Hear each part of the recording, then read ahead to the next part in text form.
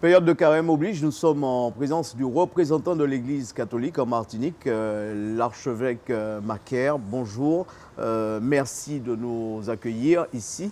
On va parler bien sûr de la période, on va parler du carême. Alors en Martinique, c'est une très vieille tradition religieuse. Est-ce qu'on peut dire tradition religieuse? Oui, c'est un très beau mot. Voilà, Tradition veut dire transmettre. Donc c'est quelque chose qu'on reçoit et que l'on transmet, comme un héritage. c'est cela. Voilà. Donc le carême qui représente bien évidemment, qui fait référence à Jésus-Christ dans sa traversée du Alors, désert. c'est les 40 jours de Jésus au désert. On va y faire référence dimanche à la première messe du dimanche de carême, le premier dimanche de carême. On va faire référence à Jésus au désert. Mais c'est aussi les Hébreux qui vont traverser 40 ans le désert. Le chiffre 40 dans la Bible représente une perfection dans le temps. Et là, on est dans l'Ancien Testament. On est dans l'Ancien Testament, voilà. Donc ça, le carême va justement recevoir cet héritage, cette tradition, de toutes ces traditions bibliques. Et le chrétien qui rentre en carême va vivre à la suite du Christ qui part au désert, mais aussi du peuple hébreu qui va partir au désert pour rentrer en terre promise. Voilà. C'est cela. Et vu que nous sommes dans une société où il se dit un peu partout, on parle souvent de perte de valeurs, est-ce que ces valeurs religieuses, l'archevêché, vous arrivez à la maintenir, la maintenir sur le territoire? Alors, il ne s'agit pas d'une politique de l'archevêque ou de l'archevêché, il s'agit bien d'une expérience spirituelle de la part de baptisés.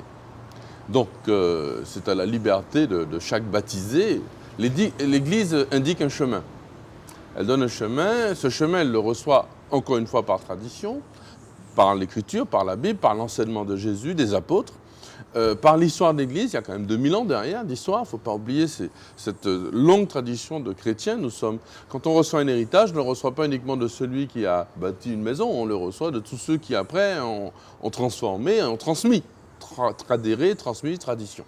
Et donc, on propose aux fidèles de vivre ce temps, de le vivre en communauté, pas tout seul, parce que chacun peut prendre un temps de pénitence ou un temps de recul, de retrait, de retraite, tout seul dans son année, dans sa vie.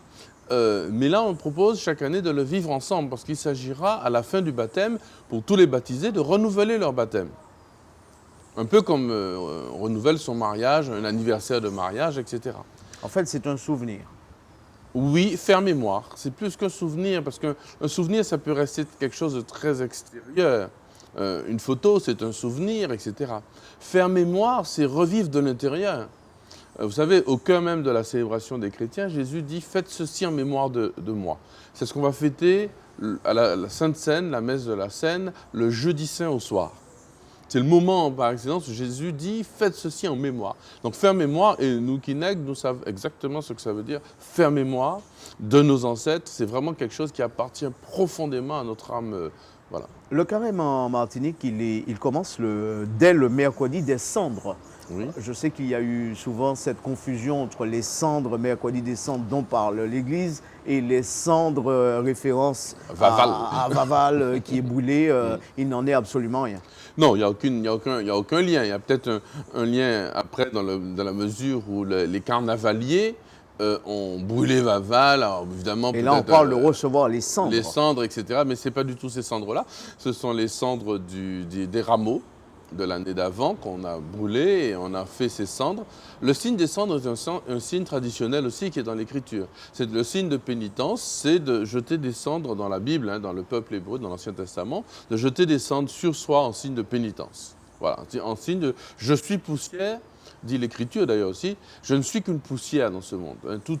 Tout orgueil dans l'habillement, dans la façon d'être, l'orgueil est surtout intérieur, eh bien tout cela est poussière, tout cela retournera, il n'en restera pas pierre sur pierre.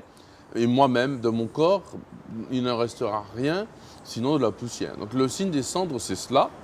Alors le mercredi des cendres, c'est le moment où on débute le carême dans toute l'Église catholique. Sauf qu'il y a eu une spécificité, un moment où le carême démarrait le vendredi. Voilà, alors pour des raisons pastorales, à cause du carnaval, Monseigneur Marissène d'abord, et puis les évêques de la province, c'est-à-dire Guadeloupe, Guyane et Martinique, avaient fait choix de proposer, ce qui est encore le cas aujourd'hui, la cérémonie des cendres le vendredi, après le mercredi des cendres.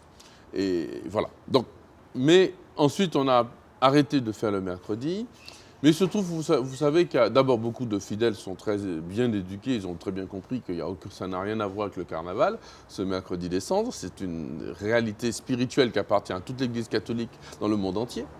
Et puis ensuite, beaucoup de fidèles demandent au contraire à entrer en carême le mercredi des cendres, parce qu'ils sont en session. Il y a plusieurs milliers de catholiques en session, dans des sessions de prière, des retraites à ce moment-là. Et puis il y a les moines, les monastères, enfin, puis tous ceux qui ne font pas le carnaval, et voilà, qui, sans se mettre au-dessus. C'est ça. Est-ce qu'il y a une manière type d'observer la période du carême? Ah oui, bien sûr. Pour tout un chacun. Oui. Alors, c'est d'abord une réalité spirituelle. Mais comme toute réalité spirituelle, il faut qu'il y ait des signes bien sûr, visibles. Il y a des jalons, oui. Voilà. Deux amoureux, ils ont des signes, ils se tiennent par la main, c'est un signe. Oui. Bon. Est-ce qu'il y a une manière... Justement, voilà. les signes. C'est d'abord quelque chose de spirituel. Oui. C'est d'abord un retour à Dieu, un moment de conversion. En fait, un peu comme un moment de vacances. Quand on prend un peu de vacances, on se retire de chez soi. Donc c'est du recueillement. Oui, recueillement, la prière d'abord, évidemment, le jeûne.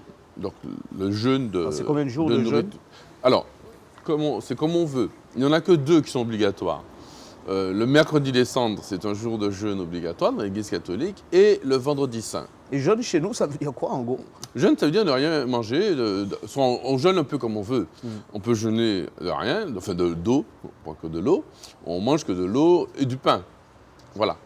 On peut jeûner une demi-journée, toute une journée, 24 heures, enfin plusieurs jours si on veut. Enfin, pas sans avis spirituel, hein, parce que ça peut être aussi une façon de dire à Dieu, tu vois, j'ai jeûné, donc donne-moi ce que je t'ai demandé. Donc il faut faire attention justement à ces pratiques, c'est pour ça qu'elle est d'abord une réalité spirituelle, un cadeau, un don qu'on fait à Dieu, un don qu'on fait d'abord à soi-même aussi. On ne jeûne pas non plus pour maigrir. Donc on a dit la prière, le jeûne et l'aumône.